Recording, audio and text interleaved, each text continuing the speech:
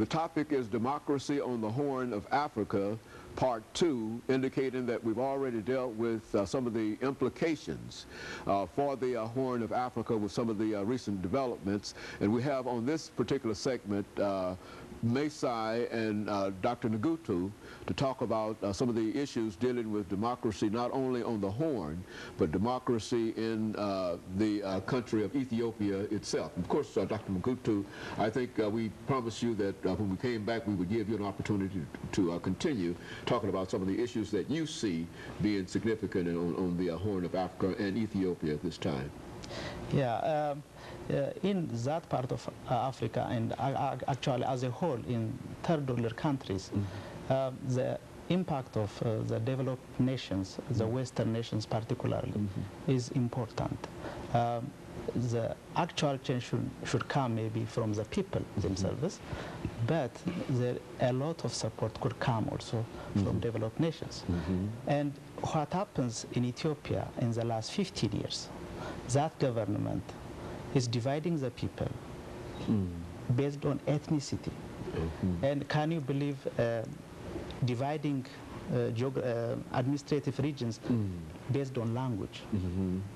And you can, at the beginning even, you cannot have a party on multi-ethnic basis. You can't have a party only one ethnic for one party, another ethnic for another party. And such a system, it couldn't serve the people. It couldn't develop the economic situation in the country. But Western nations, they overlooked that at the best, but I think actively supported it sometimes. And what happened in Kenya is amazing. The reason is that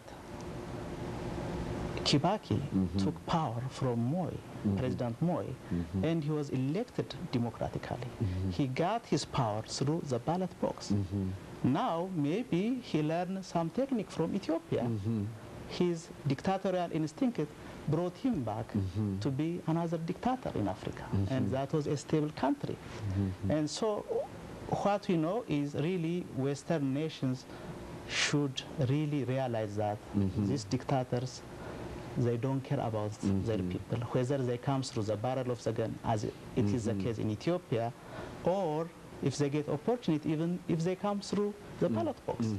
So the best thing really to help the people of East Africa is to ally America, like here we are, or Western nations in West Europe, to support the people rather than the governments. And we cannot have a strategic alliance with dictators.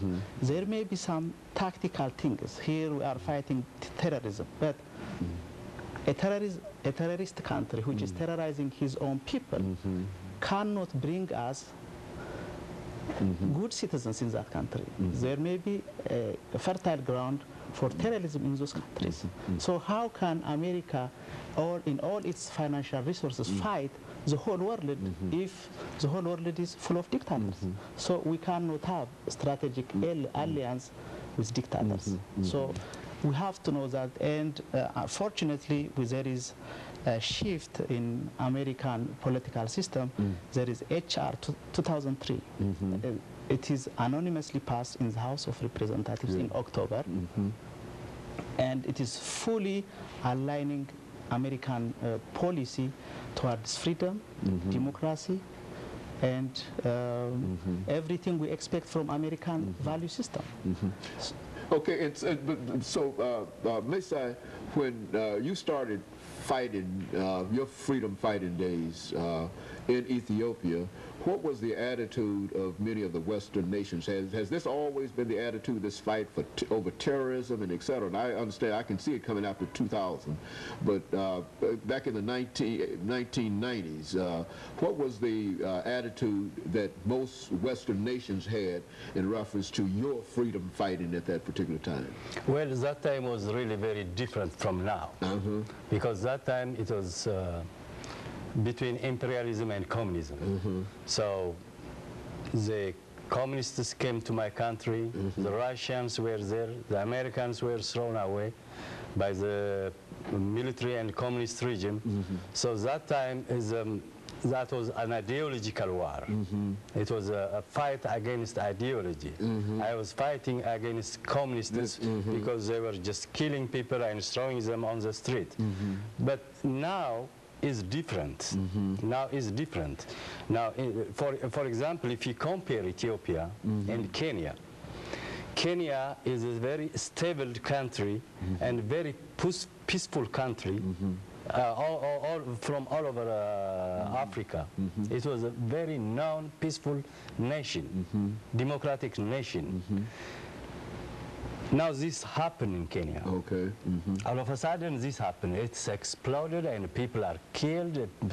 The election, they say it is stolen. It is, as my brother said, it has been, they have been learned from Ethiopia's presently, because in 2005, about 26 million people come out to vote. It is the first time in Ethiopian history.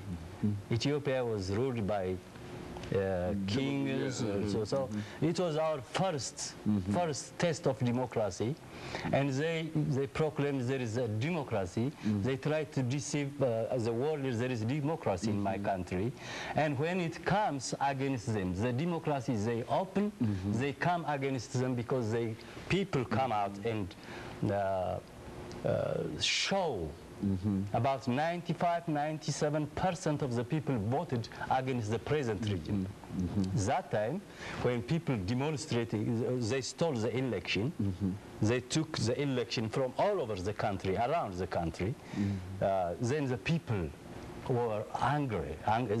It was anger.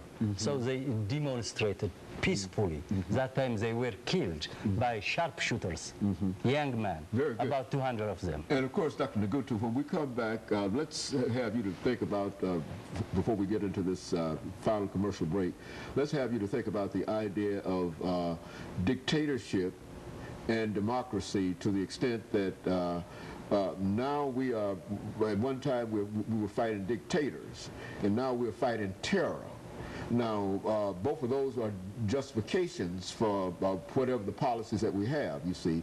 Now, how do you see the difference between fighting terror and fighting dictators? Is there any great, and of course we're getting ready for our commercial break, and then I want you to address that when we come back, and we'll be back with our audience following this very, very short commercial break.